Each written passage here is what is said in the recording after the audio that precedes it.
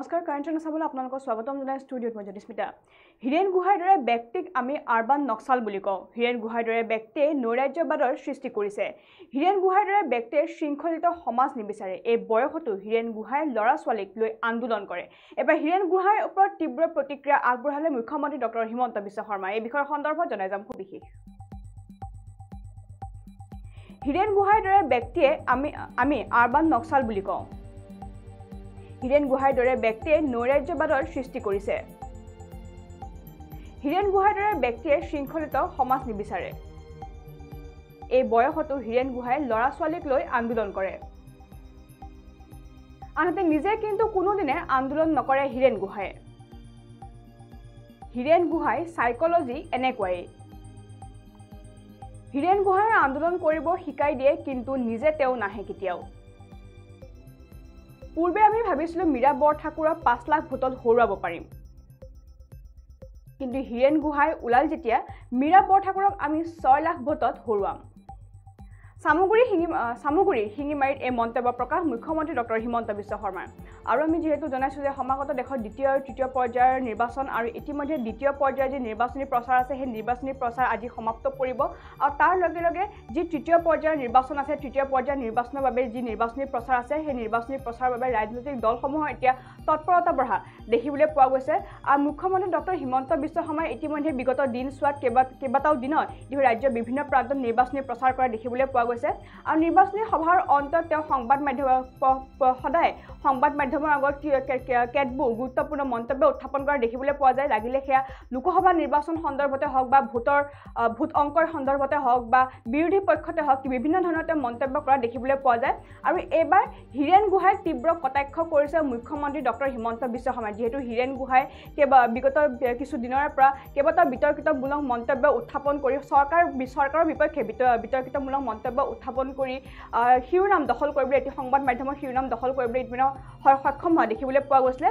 আৰু এইবাৰ হীৰেন গুহাইক তীব্ৰ কটাক্ষ কৰিছে মুখ্যমন্ত্ৰী ডক্টৰ হিমন্ত বিশ্ব শৰ্মাই। আৰু তেওঁ উল্লেখ কৰিছে যে হীৰেন গুহাৰ দৰে ব্যক্তিক আমি আৰবান নক্সাল বুলি কওঁ। অৰ্থাৎ যিসকল নক্সালবাদী আছে, সেই আৰবান নক্সালবাদী বুলি মুখ্যমন্ত্ৰীগৰাকী হীৰেন গুহাইক কৈছে বুলি ইতিমধ্যে মন্তব্য প্ৰকাশ কৰিছে। আৰু হীৰেন গুহাৰ দৰে ব্যক্তিয়ে নৈৰাজ্যবাদৰ সৃষ্টি কৰে। অৰ্থাৎ হীৰেন গুহাৰ দৰে যিসকল ব্যক্তি আছে, সেইসকল ব্যক্তিয়ে ৰাজ্যত নৈৰাজ্যবাদৰ সৃষ্টি কৰে বুলি ইতিমধ্যে উল্লেখ কৰা দেখিবলৈ পোৱা গৈছে। আৰু এই হীৰেন গুহাৰ দৰে ব্যক্তি কিছুমানে, অৰ্থাৎ এই হীৰেন গুহাইকে তেওঁ মূল খুঁটি হিচাপে লৈ তেওঁ মন্তব্য কৰিছে যে এই হীৰেন গুহাৰ দৰে ব্যক্তিয়ে, অৰ্থাৎ হীৰেন গুহাইয়ে শৃংখলিত সমাজ কেতিয়াও নিবিচাৰে। অৰ্থাৎ শান্তি শৃংখলা বজাই ৰখা সমাজ তেওঁলোকে কেতিয়াও নিবিচাৰে। তেওঁলোকে এখন বিশৃংখল সমাজ, অৰ্থাৎ অশান্তময় পৰিৱেশৰ সৃষ্টি কৰিবলৈ তেওঁলোকে যিকোনো ধৰণৰ মন্তব্য উত্থাপন কৰে। আৰু সেই মন্তব্যবোৰ উত্থাপন কৰি তেওঁলোকে সমাজত এক অশান্তপূৰ্ণ পৰিৱেশ সৃষ্টি কৰা দেখিবলৈ পোৱা যায়। তেওঁলোকে শৃংখলিত সমাজ কেতিয়াও নিবিচাৰে বুলি মুখ্যমন্ত্ৰীগৰাকীয়ে সংবাদ মাধ্যমৰ আগত স্পষ্টভাৱে সদৰি কৰা দেখিবলৈ পোৱা গৈছে। আৰু লগতে তেওঁ উল্লেখ কৰিছে এই বয়সতো হীৰেন গুহাই ল'ৰা ছোৱালীক লৈ আন্দোলন কৰে। অৰ্থাৎ যিহেতু যি আন্দোলনৰ যি পৰ্ব আছে অসমত, সেই আন্দোলনৰ পৰ্ব হীৰেন গুহাই এই বয়সতো, অৰ্থাৎ তেওঁ যিহেতু বয়স বাঢ়ি গৈছে, সেই বয়সতো তেওঁ এতিয়া ল'ৰা ছোৱালীসকলক লৈ, সেই কণ ল'ৰা ছোৱালীসকলক লৈ আন্দোলন কৰি আহিছে বুলি ইতিমধ্যে তেওঁ তীব্ৰ কটাক্ষ কৰিছে হীৰেন গুহাই।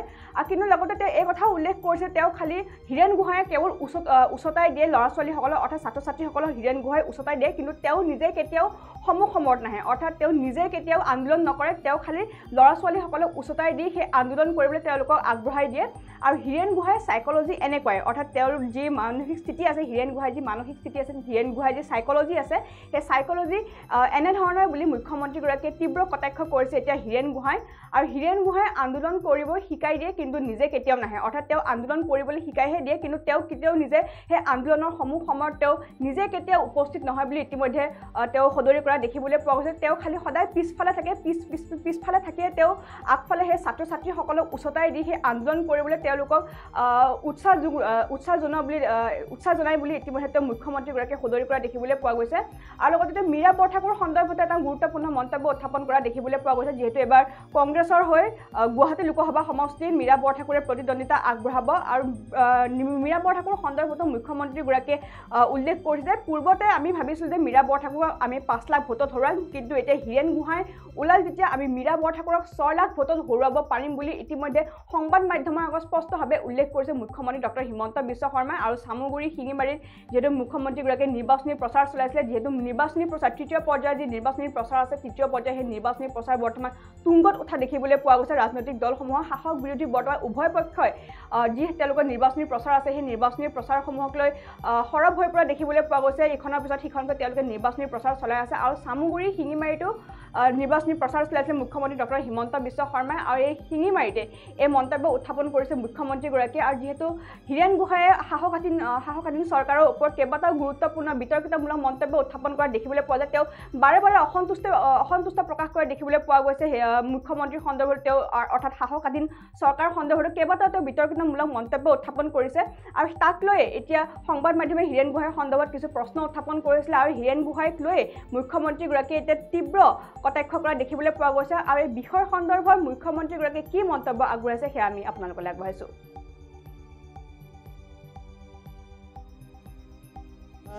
বা হীৰেন গোহাঁইৰ দৰে ব্যক্তিসকলক বিজেপিয়ে আৰবান নক্সাল বুলি কয় তেওঁলোকে এনাৰ্কি বিচাৰে এনাৰ্কি মানে নৈৰাজ্যবাদ বিচাৰে শৃংখলিত সমাজখন তেওঁলোকে নিবিচাৰে আজি হীৰেন গোহাঁই এই বয়সতো ল'ৰা ছোৱালীক কয় আন্দোলন কৰক আৰু লগত কয় মই কিন্তু নকৰোঁ